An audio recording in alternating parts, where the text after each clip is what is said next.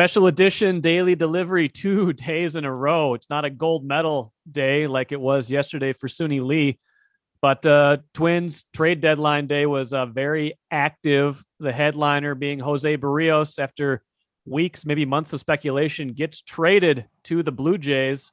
I'd like to welcome in Velle E. Neal III for this special edition, columnist for the Star Tribune, longtime Twins beat writer. Lavelle, how you doing? I understand you are in Las Vegas. I am. I tried to get away for a few days, and baseball news just kept following me out here. So here we are, break down the Berrios deal. I appreciate you hopping on for a moment here to break that down. Just to recap at the top, Jose Berrios traded to the Blue Jays, who are making a push for the playoffs, getting a pretty highly touted outfielder Austin Martin and right-handed pitcher Simeon Woods Richardson. They also traded Jay Happ and some cash to the Cardinals for 2 other pitchers, John Gant and Evan Sisk, and traded Hansel Robles to Boston for Alex Scherf, a converted reliever also in the minors.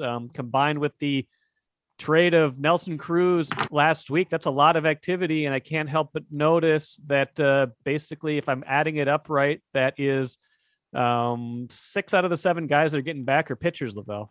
That's about right. I think Martin's the only non-pitcher in that group, and it makes sense for what the Twins are trying to achieve here. It's obvious that the pitching decisions they made for the 2021 team did not work out, and they've tried a different approach here. I just like the fact they've got some starting pitchers now in the mix who could contribute as soon as next year. And at the top of that list is Simeon Woods Richardson, who I know his numbers don't look that great this year, but a lot of people believe in his arm and his stuff and feel that he's going to be a pretty good starting pitcher in Major League Baseball. It's the second time he's been traded, so he must be attractive to someone if they're willing to deal for him. Well, he was in the Stroman deal, right? And that's exactly right. He's only 20, right? So he's young. Yes, 20 years old in Double-A too. That tells you. And the Twins sent him to Double-A too. That he's going to be with the Wind Surge. So it tells you what they think of him. They believe in the arm, So and in the last week's trade of Cruz to the Rays brought him back Joe Ryan, who held Team Israel to 1 run today over 6 innings in Olympic play, and Drew Stoutman. And so I'm looking at this list here, Mike, and now you got a bunch of guys who could debut on the start in the rotation by the end of next year in Richardson, Ryan, Stroutman, Yon Duran, Jordan Balazovic, Josh Winder, and Cole Sands. Yeah. And of that group, Joe Ryan's, whose fastball is like 92, 93, may be the lowest velocity of that group. A lot of those guys can get to 95. Winder can get to 97. Durant's touched 99. I believe Balazovic has gotten over 95. So there's some talented arms in the mid to upper levels, and it's something that Falvey thought would be hard to do with the fine pitching that would be close to Major League ready, but he was able to pull it off. Of course, it took him trading a 2-time All-Star in Berrios to make that happen. I want to say something else about Austin Martin too. Austin, drafted as a shortstop. He's been playing some outfield.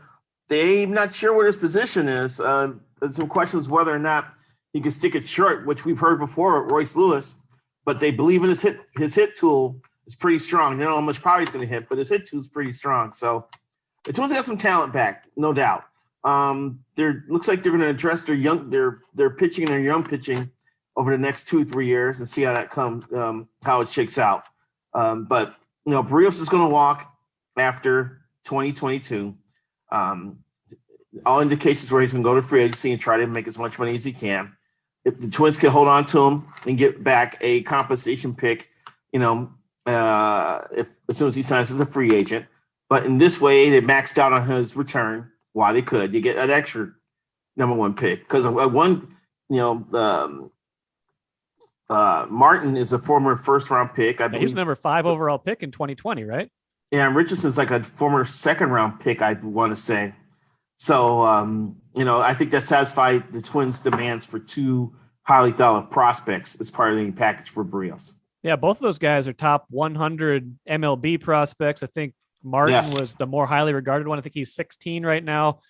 And the other guy, his name is escaping me right now. There's so many guys they acquired. Richardson. Sammy Richardson was maybe 60 or 70, but so, that means obviously that these guys were high in the depth chart I think it seemed like the Twins kind of had, kind of played the waiting game, played the long game where they could, kind of got a bunch of teams interested, and then, had a nice pick from teams, it seemed like, that had some pretty deep minor league systems so that they could, extract two pretty high level prospects. I feel like they did pretty well out of all of this. That said, what does this deadline, especially trading Berrios? I mean, everybody else that they dealt was on an expiring, was maybe not necessarily going to be part of the team next year. What does trading Berrios tell you about what they think of 2022? Well, if you asked me a question a month ago, I would tell you that, well, I've talked to people with the organization about that, and they feel they could contend next year. And so that was encouraging them to hold on to Berrios and be able to and be willing to walk into free agency with him. But obviously their minds changed as it got closer to the deadline, and they decided that the gap, what they're doing on the mound is just unacceptable. I mean, it's one of the worst pitching staffs in baseball. One of the historically bad bullpen in terms of allowing inherited runners to score. And any left-handed hitter had a shot against this team. So they had a lot of things going against it. And I think the Twins realized that and said, we're not going to win this year the way, things are going. So we need to shake some things up here. And so I'm sure that was their guiding light into the trade deadline. And I think it's the right approach to go make. Take a step back, punt on 22. Hopefully a couple kids show some early returns when you give them a shot. And then maybe 2023, you can start thinking about being a little more frisky in terms of trying to put the team over the top again. So, yeah, it looks like, there's holes in the rotation, obviously, when you trade not just Berrios, but Hap. So you got, two immediate openings. Like Griffin Jacks will start tonight in Berrios' place. And he's made some spot starts this year, pitching to reasonable effectiveness, especially lately. And I've seen him, actually, I've been to two Saints games this year, and he's pitched both of them and has pitched well in those games too. So maybe something there. I don't necessarily look at him and think, potential, top of the rotation guy, but, a lot of these guys are depth pieces that you want to get a look at. Who do you think we see sooner rather than later out of the guys that they have acquired, out of these, 7 players, 6 or 7 players, all but one of them pitchers? Well, I was told directly that they want to see Josh Winder up here before the season's over. So I expect to see Winder here. He's at AAA now. I don't know. They may take it easy on Durant because he's coming back from some forearm issues. Balazovic is dealing right now. I hadn't seen his last outing, but he's been dealing, so he's trending in the right direction. I'm curious to see where they start Ryan and Stroutman at when they. I'm guessing they both will end up at AAA. Yeah, that's where they were, but yeah. To me, either one of those guys could debut, in September for them, especially if Ryan has a positive run here with the USA team. Now, I don't know I don't have their numbers in front of me, so I don't know if their innings workload is too high, if that's going to be an issue or not. But I would imagine Ryan, Stroutman, and Winder could all end up getting starts in September, and that would give the fans a chance to kind of take a peek at the future here, which will help them forget about the present. I think Ryan, if I remember right, had 57 innings this year so far, so not an overwhelming amount. I think he had 75 strikeouts in those 57 innings too. So he's someone that's kind of on my radar as, hey, if he's a 25-year-old at AAA, that might be a guy you want to get a look at over these last 2 months, especially now that there's some rotation openings. They can always give some starts too. We didn't talk about John Gant yet. He's he's a veteran. He's on the Cardinals right now. Seemed like he actually pitched okay for them this year, got sent to the bullpen, even though he had an ERA under 4. With the Twins, that gets you a 4-year contract extension. With the Cardinals, I guess that gets you a bullpen demotion. So he's a guy that is under team control again next season, could be, a rotation filler, bottom of the rotation kind of guy, and could help them get to the finish line this year. But the guys you got to be really excited about are the ones they got back for Berrios, no doubt about it. And Austin Martin's got an OPS over 800, even though he's just 1 year out of the draft in Double A. That's impressive. Yeah, he's a guy his bat will play. I just, you wonder how quickly they want to get a look at these guys, how fast they want to make decisions on them. At least they have regular minor leagues now, so that they're able to get a look at them down there. I was surprised they were able to get anything of even reasonable value for Hansel Robles, who's just gone in a bad way the last month. Anything this deadline surprise you, either comings or goings? On the Twins related, the fact that they're able to trade Robles, and they got a kid who looks like he's got decent numbers down in low A. I think he's at high A. I think he is. And they got a second kid, a left-hander, back in the Josh Gant deal. In the trade with the Hap deal? Yes. And it looks like he's got some decent stuff. It's just amazing how many arms they got back. It was pretty much they were determined to replenish some of the pitching talent in the organization. That tells you how where they felt they were at. I'm surprised about Martin from the aspect is he another version of Royce Lewis, because Royce was drafted as a shortstop, and there's still a little bit question if he's going to stick as a shortstop. And he has played center field, and they've liked how he's looked at center field. And then he went out to Arizona Fall League a couple years ago and volunteered to play third and looked great at third. And now everybody, hey, let's move this guy around. So you got two guys in the same bucket there. And how do you move forward? And was Martin is another attraction about Martin, the fact that you may have someone who can play center if Buxton is gone, before next year. So I'm curious to see how some of that shakes out moving forward. Few more things for you, Lavelle. One of them, the Buxton, there was some, trade rumors heating up that he could even go at the deadline. That never felt like it was terribly realistic, just because of where his value sits right now. He's on the injured list right now. Position players, even though there were some position player movement, you saw the Yankees add a couple of bats. You've seen some teams add some bats. Buxton just never felt like the kind of guy that would move at the deadline. That said, there were enough rumblings that I feel like we were at least getting close to like the blockbuster day, as opposed to just a very big day with Berrios going. Yeah, a week ago, someone said that there were teams ready to trade for Buxton, even with him on IL.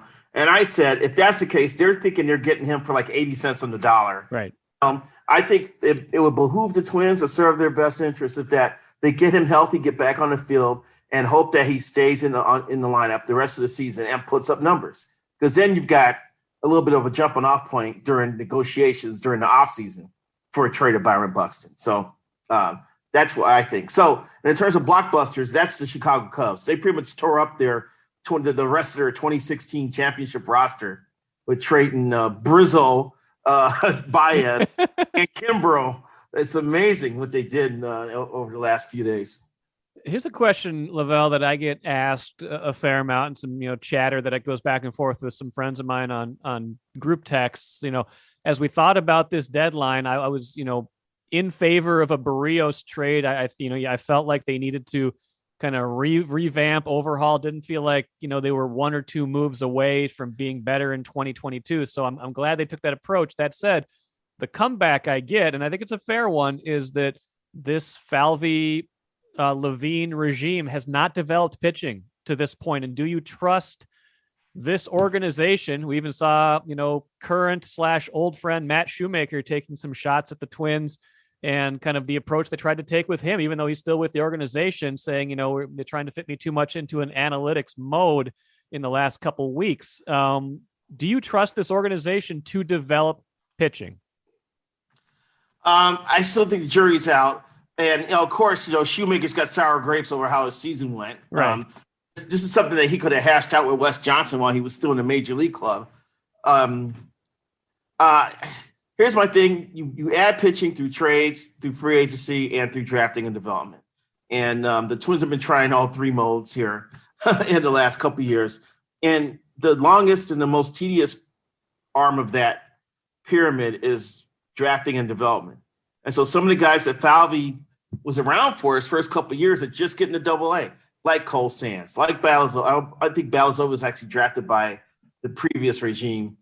but I think Winder and Sands were on his watch, I want to say. So they're just getting to Double-A. So they're taking that step-by-step progression toward the majors. So we really don't know yet if the Falvey factor is a positive or a negative. Because they're not going to go out and give a guy $30 million a year. You're not bringing in the Garrett Cole either to front your pitching staff. So I still think the jury's out a little bit. I'm curious to see how Winder and Sands and Duran and Balizovic look, because their fingerprints are on those 4 guys right now. So I want to see how those guys look when they finally get their major league opportunity. 2 more things. One not so serious, one serious. I'll start with the not so serious. Sam Benchoof added me on Twitter. Had a great little series here. Said the Twins have made a series of trades over the last week, and in looking into the players they're receiving, I've stumbled upon a concerning revelation. Follow along if interested. Now he's got pictures of Joe Ryan, Austin Martin, and John Gant. All 3 of them kind of similar hair, similar look, and he's worried. He said, "Friends, I'm not convinced that these are actually different people. There's a good chance this is the same person in disguise. I believe the Twins have been catfished." Do you think the Twins actually got 3 different players, or did they trade for 1 player 3 different times? I don't think they've been hornswoggled since the God, what's his name? The reliever from the Giants. The guy Dyson.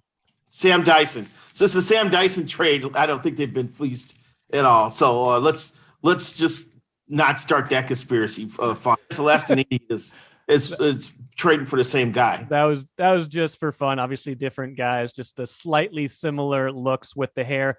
Last one. I'm trying to sort out how I should feel if I'm a Twins fan. How do I feel about today? Do I feel optimistic? Do I feel like, oh man, this is going to be a while now? How should I take the news that they've basically traded away their best pitcher and their best hitter a week ago? I would feel a little bummed out over this because you would think that the Twins would be in a position to keep a guy like Berrios. I think the Twins will open themselves up for some questioning about their willingness to make a financial commitment to keeping their own guys. I never expected them to go out and get the most expensive free agent on the market when, the stadium opened, but I thought they'd be in a better position to lock up a couple guys. I wish they go back to talk to Buxton. I think their offer of 7 years for $80 million was low. I think it should be a $15 million a year base plus incentives, and maybe you get a different answer from Buxton. The fact they've saved some money here the last week and a half, trading away a few of these guys, and maybe they can go back with a revised offer. Berrios, it looked like he wanted to go to Chester free agent waters all along. And when the guy gets to that point, it's his right. Then you got to do what's best for the organization. And instead of waiting a year and getting like 1 draft pick back, they decided to make a trade now and get 2 prospects back. I can't blame them for that. So, but I wish it would help their cause if they could do something like sign Buxton and take on the risk of having a guy who is injury prone but is an all-star when he's healthy, just to show that you're willing to hold on to someone who's pretty good, that you developed, and who wants to stay here. Buxton wants to stay. So why don't we make it happen? I think they should. I don't think they should trade Buxton. I was in on the Berrios trade because I don't think he's a number 1, and I sometimes question if he's even a true number 2. But Buxton has that ceiling where you're like, pay him. It's a risk reward. I know he's been on the injured list 11 times in his career, including right now. But he's too. You're going to be banging your head against the wall if he ever stays healthy and figures this out long term. If you got rid of him, he's got to look at it like this: hey, I've injured every part of my body now. I can't get injured anymore.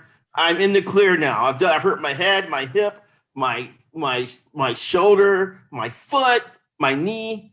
I've done it all. My wrist, both wrists, I think, and both. So. Yeah, I've had a migraine. I've had it all. You have. Well, Lavelle, good stuff. I'll let you get back to some well-earned time off. Thanks for letting me steal 20 minutes here for a special daily delivery to help me break down trade deadline. Recapping, Jose Berrios traded to Toronto. That comes on the heels of last week. Nelson Cruz being dealt minor moves with Jay Happ and Hansel Robles also going.